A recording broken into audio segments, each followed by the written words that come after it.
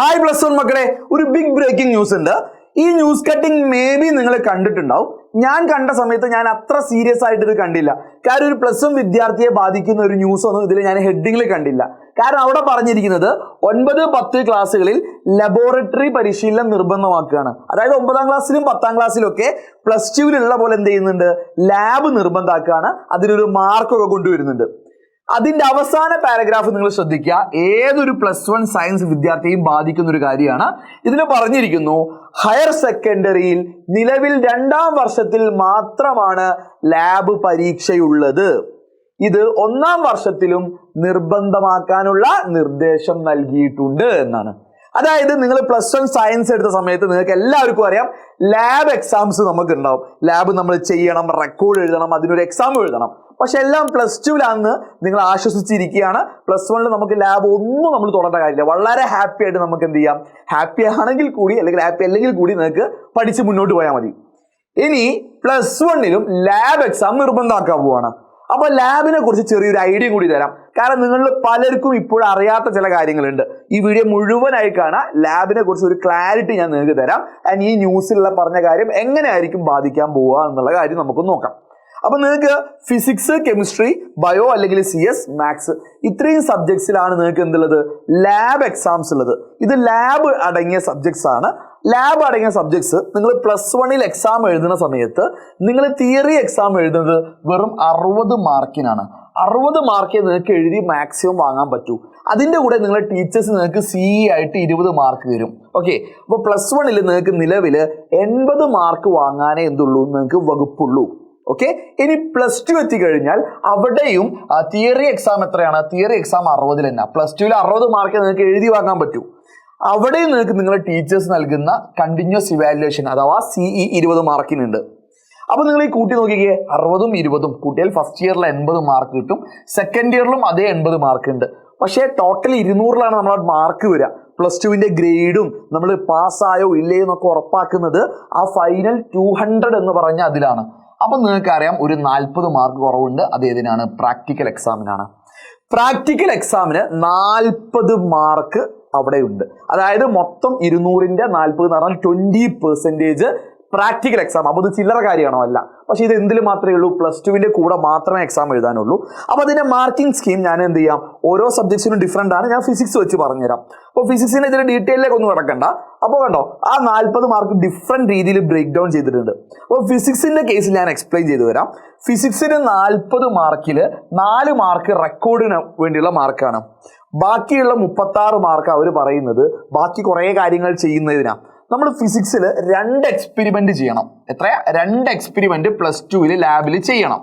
Okay, എന്നാൽ അതിൽ ഒന്ന് പ്ലസ് വണ്ണിന്റെ എക്സ്പെരിമെന്റ് ആയിരിക്കും, ഒന്ന് പ്ലസ് ടുവിന്റെ എക്സ്പെരിമെന്റ് ആയിരിക്കും. പക്ഷെ നിലവിൽ ഈ 2 എക്സ്പെരിമെന്റും എക്സാം എഴുതുന്നതൊക്കെ നമ്മൾ എപ്പോഴാ, പ്ലസ് ടുവിലാണ്. ഇപ്പോൾ വന്ന നിർദ്ദേശപ്രകാരം എന്താ സംഭവിക്കുക, പ്ലസ് വണ്ണിന്റെ എക്സ്പെരിമെന്റ്സ് മാത്രം അടങ്ങിയ ഒരു എക്സാം വരും, പ്ലസ് ടുവിന്റെ എക്സാംസ് അടങ്ങിയ എക്സ്പെരിമെന്റ് അടങ്ങിയ മറ്റൊരു എക്സാം വരും.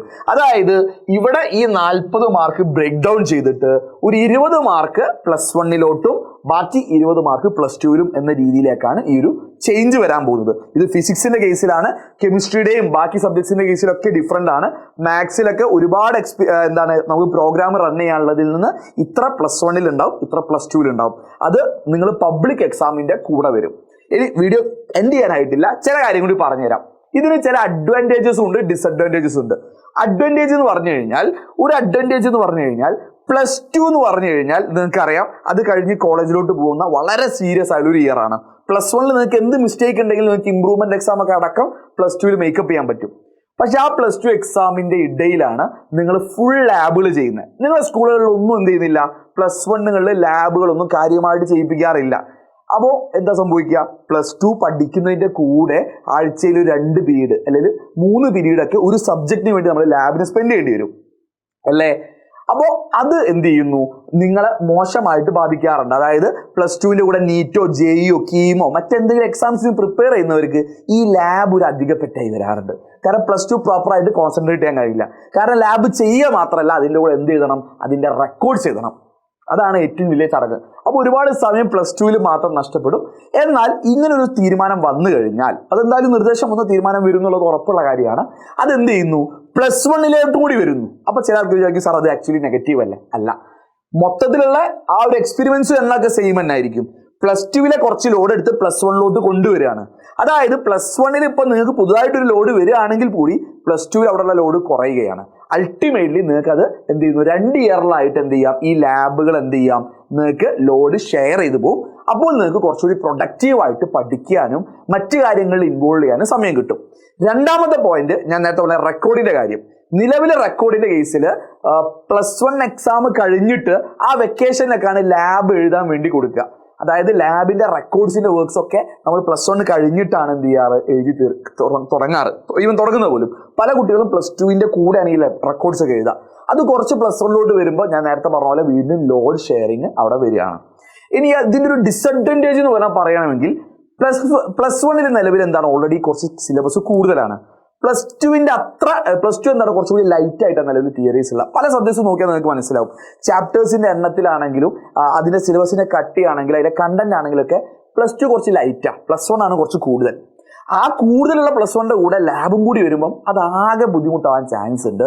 സോ ഇങ്ങനെ നിർദ്ദേശം നടപ്പിലാക്കുന്ന സമയത്ത് വിദ്യാഭ്യാസ വകുപ്പും ഇതുമായി ബന്ധപ്പെട്ടവരും നിർബന്ധമായിട്ടും ചില കാര്യങ്ങൾ ശ്രദ്ധിക്കണം. കാരണം ആ +1 ഓവർലോഡുള്ള ആ ഒരു ഹെവി ലോഡുള്ള തിയറി കാര്യങ്ങളൊക്കെ എന്ത് ചെയ്യണം, ഒന്ന് അഡ്ജസ്റ്റ് ചെയ്യേണ്ടി വരും. കാരണം സ്കൂളിലെ ടീച്ചേഴ്സിനാണെങ്കിലും അവർക്ക് സമയത്തിന് പാഠം തീർക്കാൻ കഴിയാത്തൊരു അവസ്ഥ നിലവിൽ +1 ഉണ്ട്.